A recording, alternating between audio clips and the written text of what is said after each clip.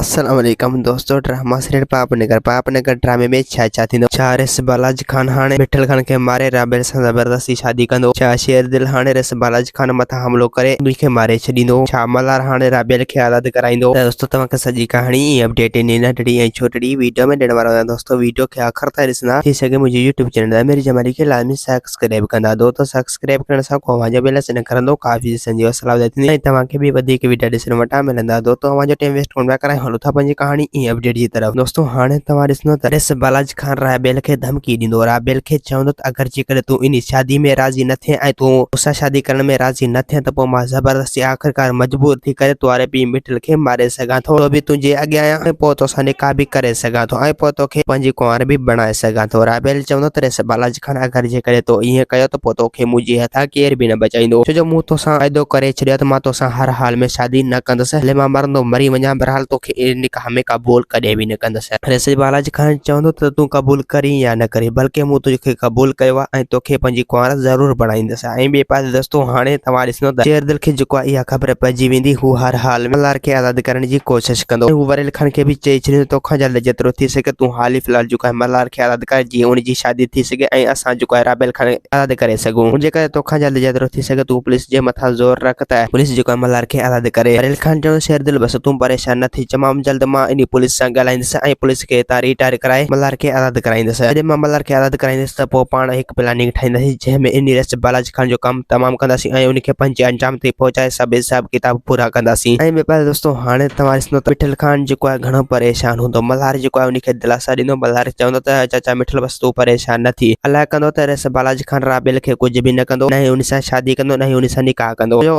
राबेल सिर्फ़ ऐं सिर्फ़ मुंहिंजी कुंवार आहे। मिठल खान चवंदो त मल्हार ख़बर न आहे छो जो रिस बालाजी खान ज़ालिम आहे। दोस्तों उम्मीद है कहानी आई हूंदी। मूंखे पसंदि असांखे ॾींदा इजाज़त वरी तव्हां सां मिलंदासीं कि नई वीडियो में। खुदा हाफ़िज़।